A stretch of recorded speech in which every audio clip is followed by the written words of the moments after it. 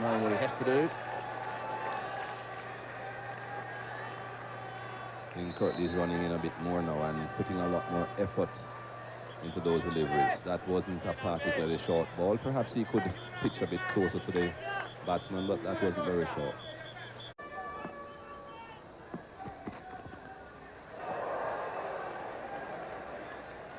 Just emphasizing the slow nature of the pitch. It took an hour to get to Juni Murray.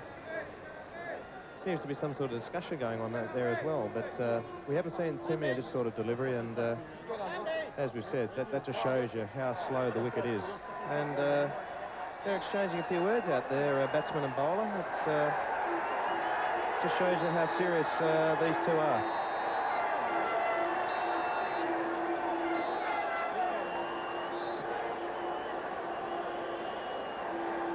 What if Stephen said well bowled?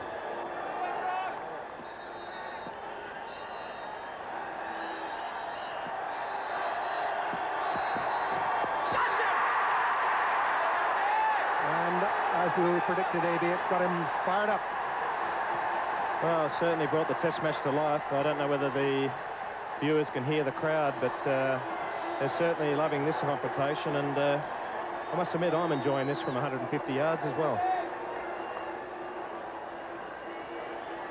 Umpire David Shepherd has signalled there that's the second ball over the level of the shoulder, so Steve Waugh will know that he can't deliver another one like that.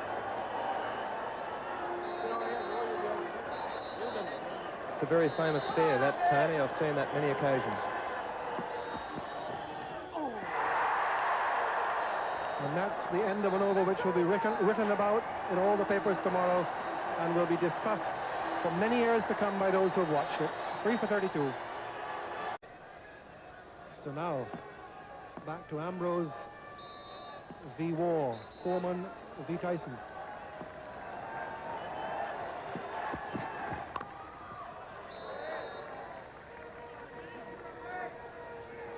Last over, there was that confrontation between the two of them. Here's Richardson coming up very quickly and really having to pull his fast ball out of it. Oh, I've never seen that before, Tony, in all the matches I've seen or played in West Indies versus Australia. So nice and fiery out there, and don't we just love it. A single here for Waugh. Of course, there was the incident in Brisbane when the West Indies were there, 92-93, when the decision against Mark Taylor very early on in the first test was given not out by the umpire, and Richardson did have to come down and usher Ambrose back to his... It's only just out of reach of Stuart Williams. Ambrose comes down again, smiling, which is a variation on an established theme for him.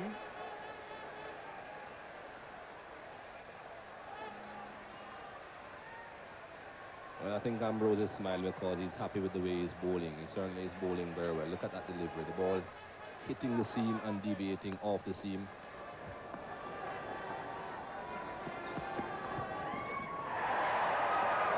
This time inside it.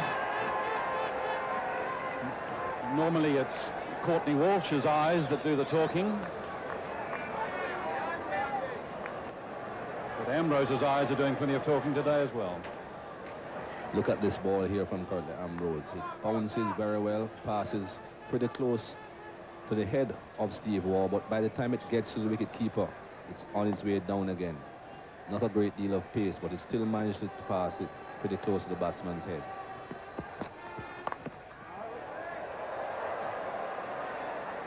In behind that for one unsettling moment. I think he was unsure where it was. And luckily for Steve Waugh, he had everything behind it. The ball came back down, a bit of backspin because he didn't really force it away from himself off the bat, but when it came down, it hit into his pads.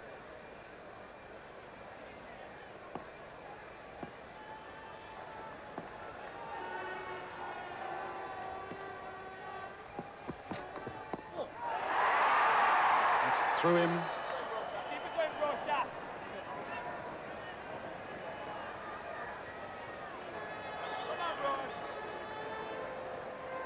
few more words being passed, but I think those words were much better words passed. I think Steve Waugh said to Curly Ambrose, "They're well bowled." A more curt response to the Curly Ambrose.